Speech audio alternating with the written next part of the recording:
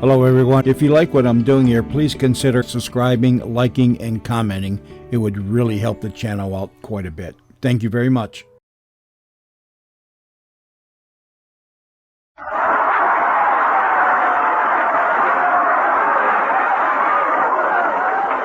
Once again, Palmolive Brushless and Palmolive Lather. Palmolive, the largest selling brand of shave creams in the world, presents Can You Top This? Starring Senator Ford. Good evening. Harry Hirschfield. Howdy. And Joe Laurie Jr. Hello. And now here's Palmolive Shave Cream's Master of Ceremonies, Dennis James. Well, good evening, friends. Welcome to Can You Top This, our unrehearsed massacre. Our three wits do not know what jokes have been chosen until the people's representative, Ward Wilson, batting for vacationing Peter Donald, tells them on the air. Our three gagsters have no scripts. They rely on memory and ability to switch jokes and make them fit the subject. Now, if Ward Wilson tells your submitted story, you get $10 plus a phonograph record, personally autographed by our wits, of Ward Wilson telling your story on the air. Laughs are registered on the big Palmolive shade meter in full view of the studio audience, and each time the wits fail to top your score, you win an additional $5, which means you may win $25. So right now it's on with the last one. Are you ready, gentlemen? Ready. Well, all right then. The first joke this evening comes from Mr. Elroy Theo of Milwaukee, Wisconsin, and it's on the subject of service. For service What? with a laugh, What is that? service. Servant? No, service. Same Right, right. service. Gasoline or whatever you want to have it. Ward, with service for a laugh now, huh? It'll serve us right, too, probably. All right. Well, this is a story about a hoity-toity woman who moved into a new apartment. It was on the 17th floor of this building, and the day that she arrived, the elevator broke down. So she had to get her trunk, which only weighed about 150 pounds, up to the 17th floor, and she got a hold of this little colored boy and said that she'd like to have it taken up to the 17th floor.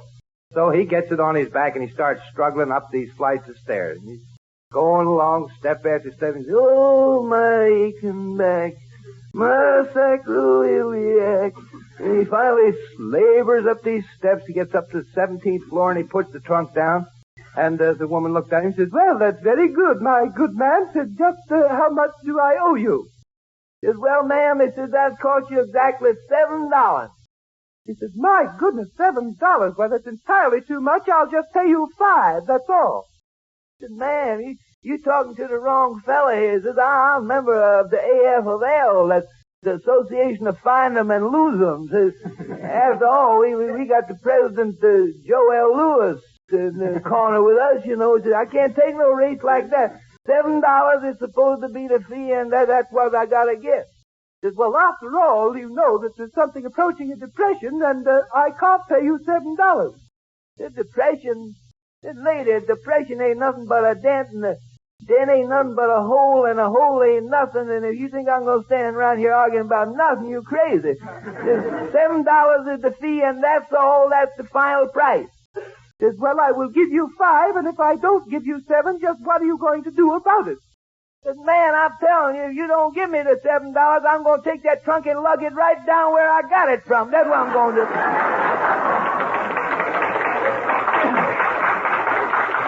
Well, Ward, that got a $7.50 on the Palmolive shade meter, so we'll see if our three wits can tie it. They've got some leeway in there, More than about he asked for. $2.50. He only asked for $7. That's right. Joe Laurie Jr.'s first. Well, a fellow goes into a pretty nice restaurant. He sits down, and the waiter comes over to him, and he says, "Soup."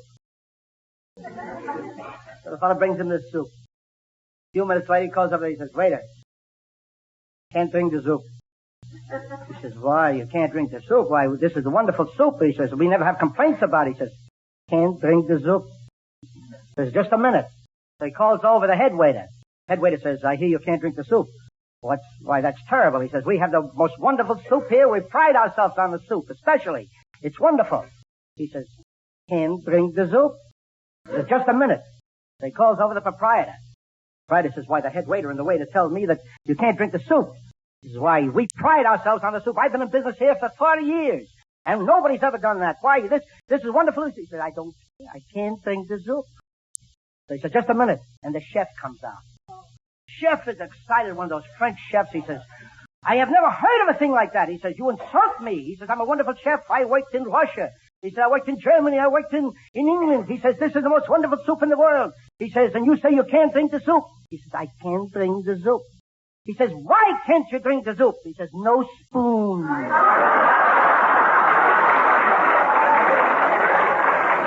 You may not have had a spoon, Joe, but you sure dished out a 1,000, so you're all set for this round. Harry Hirschfield with his hand up. Well, this is about services. There's a gag going around about this. There's a drunk passing a house of worship, and he hears the music coming out, and he don't know where he's at. He hears the music, he's attracted, he sits down, and the organ is playing, and then the preacher does his sermon for a half hour, then the choir sings. Then the preacher talks again for 40 minutes. Again the organ. Again the choir. Again he speaks for 40 minutes. And again the choir, and again the organ. When it's all over, the preacher passes the drunk that he sees there, and he says, "Were you impressed?" He says, "The music was beautiful, but the commercials are a little too long."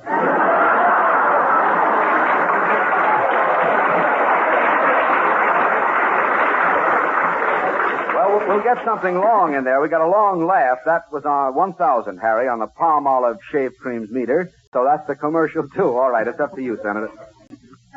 Well, that got a 50. listen, for one word, that's not bad. A plumber walked into the living room of a house, and he said to the husband, I just came out of the kitchen. You know, I found an awful mess in there. The husband said, "Just a minute, you're speaking of the woman I love." Short, wasn't it? Short but sweet. It was a 1,000. All three of you gentlemen topped Mr. Gosh, Thiel. two more I could have told. You got two more? Would you like Yeah, to... by the time they got through with those cereals that they said, you know, those commercials. But you are finished, then. Oh, yes. Okay, so since three of you did top Mr. Thiel, though, we'll send Mr. Thiel $10 with the compliments of Palm Olive Shave Creams and a copy of that laugh-packed and brand-new joke book, Can You Top This?, written by our three wits. In addition, we're sending Mr. Thiel an actual phonograph record of Ward Wilson telling his story on the air.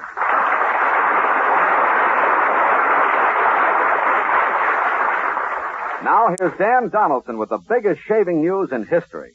3 men out of every 4 get more comfortable, actually smoother shaves the Palmolive Brushless Shave Cream way. Yes, 3 men out of every 4 get more comfortable, actually smoother shaves the Palmolive Brushless Shave Cream way. This is not just a promise, not just a claim. 1,297 men tried the new different Palmolive Brushless way to shave, and no matter how they shaved before, 79% found beards easier to cut, 75% got less razor pull, 69% closer shaves, 82% smoother feeling skin. And 3 men out of every 4 got more comfortable, actually smoother shaves. But you be the judge. Try the new Palmolive Brushless way to shave yourself. Here's all you do. Wash your face with soap and water. Rinse.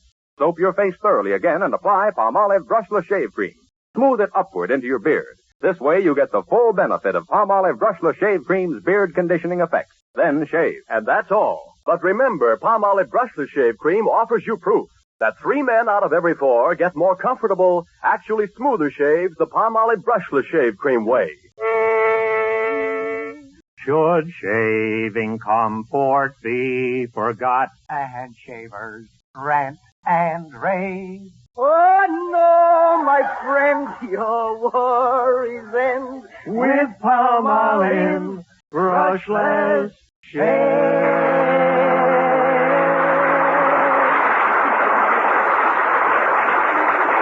You're in boys tonight, gentlemen. Suppose we get on with another round now to continue our contest of wit and humor. And here's a joke which was sent in by Mr.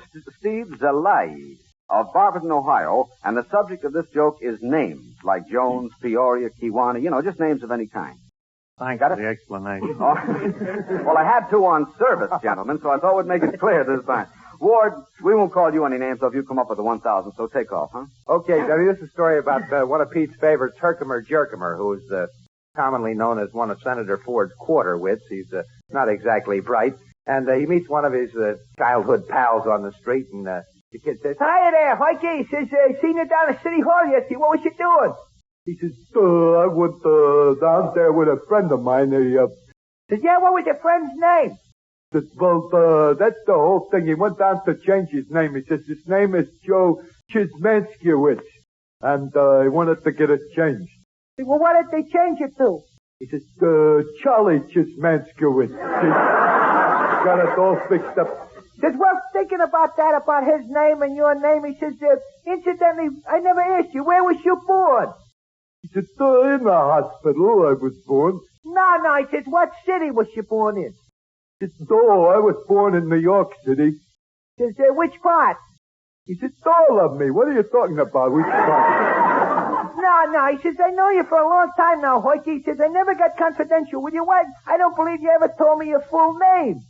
He said, oh, well, I don't know whether I ever give you my full name or not before, but it's my mother and father, they called me Herkimer Q. Jerkimer. It's Herkimer Q. Jerkimer, eh? What's the Q for? What's the Q for? The Q is what you shoot pool with. Well, Ward, the price came right back. He's going to take the trunk down the stairs. He's getting his $7. It was a 700 up there. Give me a little chalk for the Q, would it? Yes. All right, gentlemen. Let's see. You've got a 300 leeway to play with. Harry Hirschfield first. Well, here's a kind of a crazy story. How people react to a different question. How people react to a thing. There's a fellow wants to find his way to Centerville in his car. So he stops to a fellow whose name's Schultz. He says, is this the way to Centerville? It says, yes, you go over the George Washington Bridge. He says, no, you go to Holland Tunnel. The snow, you go by the way, I think, of Staten Island. He says, thank you. And he walks up to another guy named Jackson. He says, is this the way to Centerville? He said, the one in Georgia or the one here? He says, no, the one here. He says, let's see, you go by the way of Brooklyn. I think that's the short. He said, no, when you get to Brooklyn, no, you go by the way of Yonkers. He says, thank you. And he goes up and sees to a fellow named Finnegan. And he said, is this the way to Centerville? He says, you go 22 miles, you turn left, then you go right to the little schoolhouse, and then you go 12 miles. He says, thank you. And he comes up to a guy who's named Ginsburg. And he says, is this the way to Centerville? Ginsburg looks up and says, do you have to go there?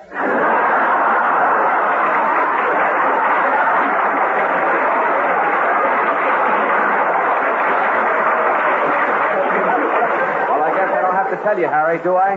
That was another 1,000 for you. Senator Ford, you try it this trip, will you? Want to wait this one settles down a little? Yeah, I think so. I don't want to talk into Harry's laugh. Well, I know a fellow with a lot of jack who's an ace spender. Jack Ace, they call him.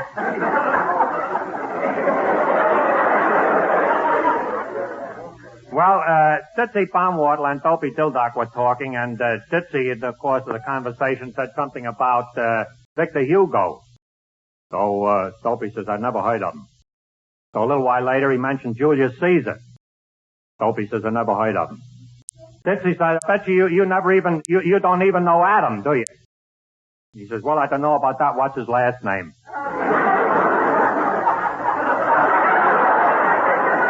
Then little Oscar Fotzengoggle had a kid with him, and he said to Oscar, hey, what was your mama's maiden name? Oscar says, I don't know, but according to our towels, it must have been Waldorf Astoria. Well, Senator, that was 1,550, all totaled up. But the last one did bring in 1,000, and 700 was all you had to top, so you don't have to worry about it. Let's see, it was little Joe. Well, that's nice of you. That's white of you. Oh, sure. We could have gone on and on, but... Undoubtedly. So could you have gone on and on. Joe, you ready? Yeah, the Friends of Ireland had a terrific convention. And, there was thousands of fellas there, and in the lobby of the hotel, they had a desk there, and it says, register here. Friends of Ireland, register here. All members, register here. So they come up, and the fellow says, what's your name? He says, Finnegan, okay. What's your name? Casey? He says, Casey. Houlihan, okay. Doyle, okay. The fellow comes along, he says, what's your name? He says, Quinn.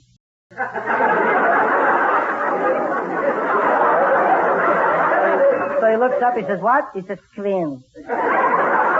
Montgomery Quinn. And he looks at him and says, you Quinn? He says, yeah. He says, spell it. He says, C-O-H-E-N. Quinn. Commonly called spelling out a gag, too, Joe. Well, that was another 1,000, so three of our wits got a 1,000. Of course, the senator told 3 stories, Joe. If you've got any more you want to throw in, it's perfect. Yeah, I heard one on the air the other day. For a goofy story. I forget what program had it on, but I thought it was a cute story about guys arguing about names and all. He says, well, my father's crazy about horses, and he says he calls himself Fleeker. He says, Crazy about what? He calls himself Felice. That's his name? He said, yeah, his name is Felice. He says, he must be crazy. He says, that's what my mother says. My mother says he's crazy. Name himself after a horse. He says, what's your mother's name? He says, Lassie. That was just the capper. Well, say, Dennis, while we're on that subject, I could throw in one. You know, recently when I had that appendectomy, I came out of the hospital and I ran into one of the lambs down at the club and he said, where were you? I said, they took my appendix. He said, you should have had it in your wife's name. Well, go ahead, Harry. You haven't had your second try. A name, too. A Marine comes back and he calls up a girl and he says, can I call out your house tonight? He says, who's this talking? He said, Gideon. He said, who? He said, Gideon. G like in gin. I like a nice. D like in drink. She said, that's identification enough. Come right up.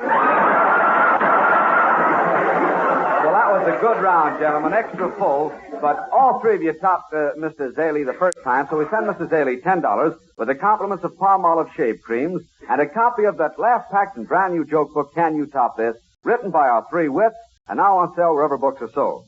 In addition, we're sending Mr. Zaley an actual phonograph record of Ward Wilson telling his story on the air.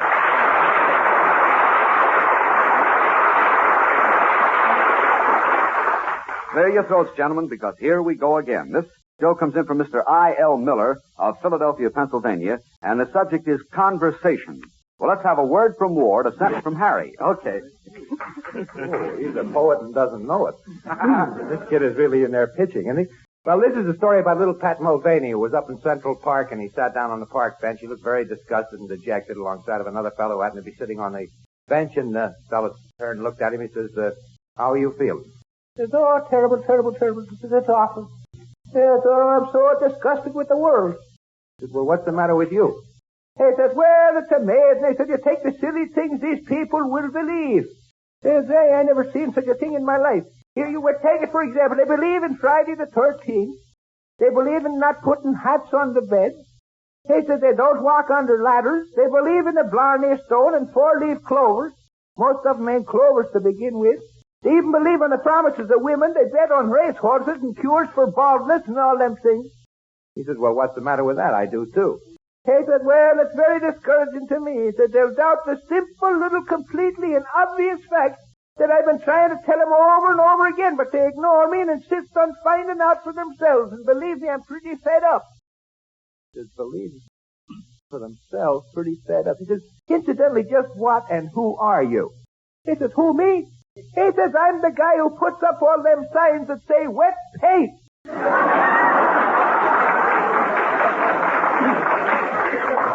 Wet paint must mean keep off, Ward. So for Mr. Miller, you got a big 1,000. Our three wits will have to try to tie it. They certainly can't top that one. Let's see. Little Joe from Kokomo. Well, this is the kind that I go crazy about. I like him. I don't know. The guy making conversation in the bar room. Fella's standing up against the bar and the bartender. And the fella says, what are you doing? He says, bartender, what do you do? He says, I'm a magician. I work in vaudeville. Vaudeville's got work around cabarets now. He says, tell me some tricks, will you?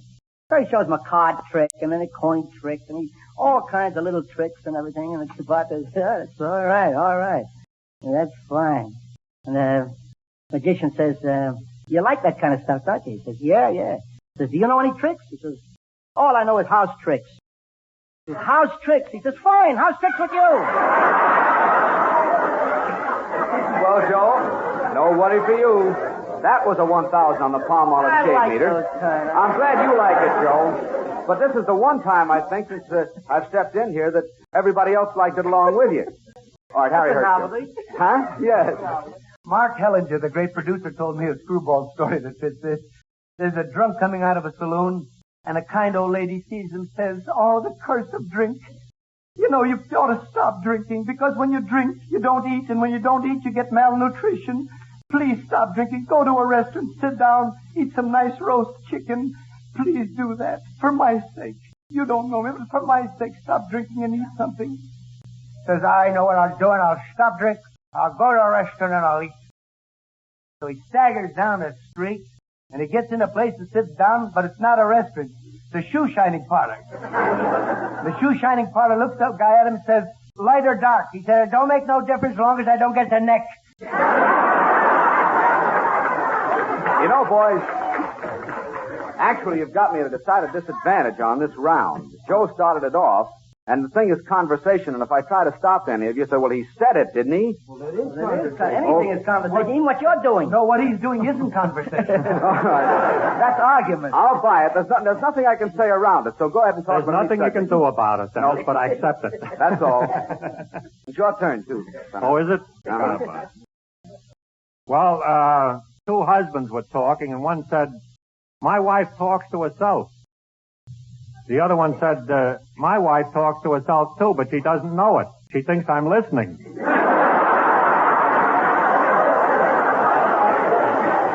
that was a legitimate conversation gag. Thank you very much. That completes the round, and incidentally, it was a perfect round. 4 1,000s right down the line. And so we send Mr. Miller $25 with the compliments of Palmolive shave creams, plus a 1,000 club certificate.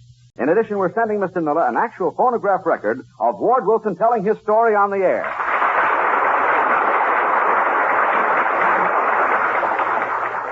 At this point, Ron Rawson has good shaving news for brush and lather fans. Men, if you like oceans of rich, thick, moisture-soaked lather, try the new different Palmolive lather way to shave.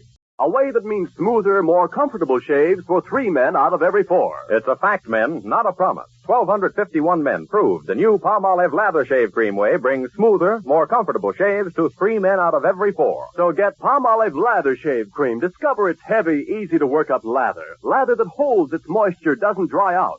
See how the new Palmolive Lather Shave Cream Way makes beards easier to cut, gives less razor pull, closer shave, smoother-feeling skin. Give smoother, more comfortable shaves to 3 men out of every 4. Here's all you do. Wash your face with soap and water. Rinse. Soap your face thoroughly. Again, do not rinse. Brush Palmolive Lather upward into beard to get the full benefit of Palmolive Lather Shave Cream's beard conditioning effect. Then shave. And that's all. But you be the judge. Get Palmolive Lather Shave Cream and try the new different Palmolive Lather way to shave. Remember, it's proved. Proved to give smoother, more comfortable shaves to 3 men out of every 4. Now, here's a joke sent in by Miss Selma Jordan of New York, New York, and it's on the subject of anger, to be peeved and so on. Well, Ward, see if you Like can make... you were a minute ago about the conversation? It wasn't that I was peeved, Senator. It was just that I was at that disadvantage and wanted to do something about it. You set, Ward? You're not angry, are you? Now? Now, yes. Just let me know. This is a story about Mrs. Pufnik, who met her girlfriend, Turalura Goldfarb, on the street. And Mrs. Pufnik was looking very angry, so Turalura said, oh, for goodness sakes, what are you looking so mad today? You look all excited. She says, oh, yeah. He says, well, last night, Jake took me to the Hopper. He says, we went to see the Barbara Schlemiel. Wonderful music by Rimsky-Korsakov. Says everything is beautiful. Played a number, Opus 6, Theme C, Drawing Room 8, track 12. Something like that. Anyway, the boy had a beautiful voice in the opera, singing grand, and... She says, well, what's the matter? What's upset about you? Says, oh, you didn't hear the half of it. She's going to the opera, so what did I do? So I went and got myself all dressed up. I should look very Yankee Doodle hitsy-pitsy. Yeah, I got a long pair of kid gloves, Max Cross. Then to get a lovely little number, an evening creation hat from Lily Deschapiro. Then went down, picked out a lovely pair of high-heel shoes from I Miller. And the dress, a very cute little number. Says I went down to Klein's 4th Avenue, picked out, and also a beautiful fancy fur piece I got from I.J. Wolf. Plus, mind you, plus the very handsome jewelry that I put on from Amaka Schlemmer. So we went to the opera, and I'm so upset. She says, well, why are you so upset? What's the matter with you? Says, well, in addition to that, I'm so peeved because I also had with me a brand new pair of opera glasses and I couldn't use them. She says, why couldn't you use them? Says, because that clock of a husband of mine, that stupid schmo, what did he do? He gets seats in the very first row.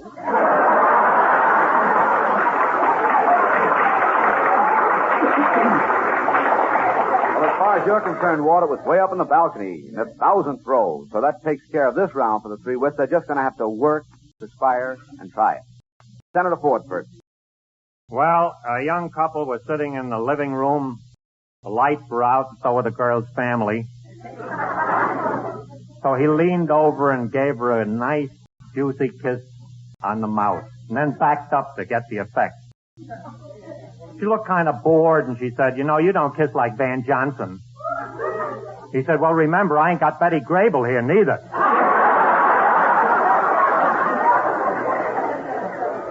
Ditto. That was the 1,000, Senator. Joe, let's let this one settle down, Joe. Yeah, then it's your sure. turn next. Go ahead, Mother. Get it out of your system. Okay.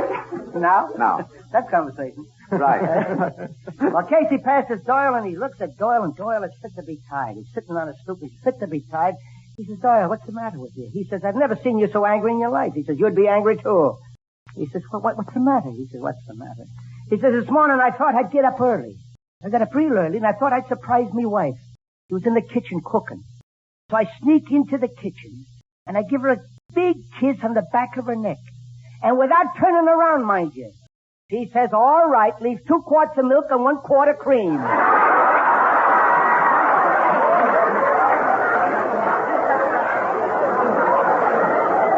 This just seems to be a 1,000 night. That's all I can say.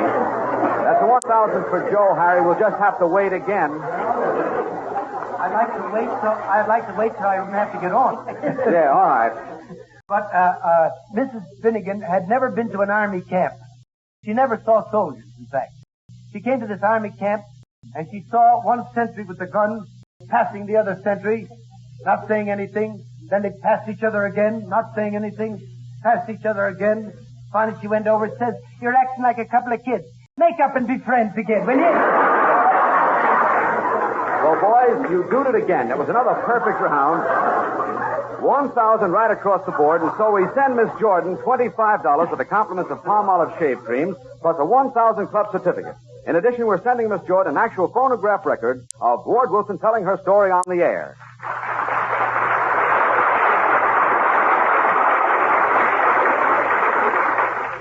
Colgate Dental Cream cleans your breath while it cleans your teeth. No other toothpaste does a better job of cleaning teeth. For Colgate cleans teeth thoroughly, safely, brings out natural sparkle and beauty. And scientific tests prove conclusively that in 7 out of 10 cases, Colgate Dental Cream instantly stops unpleasing breath that originates in the mouth.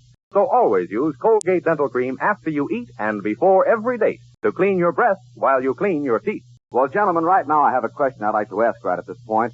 Folks, why don't you compete in this weekly gag fest? It's lots more fun when you have a part in it. You may win $25 or at least $10 when your joke is read, plus a phonograph record personally autographed by our wits of Ward Wilson or Peter Donald telling your story on the air.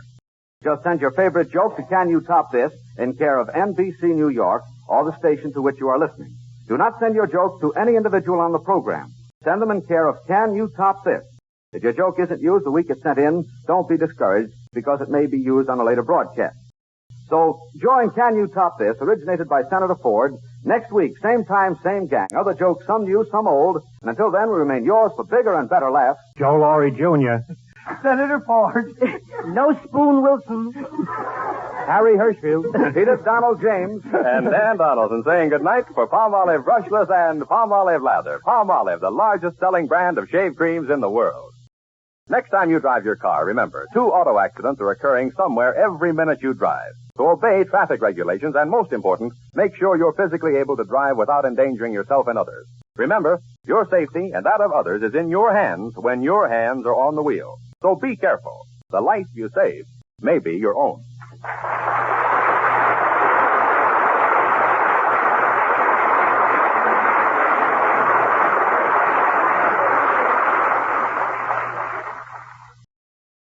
This is NBC, the national broadcasting company.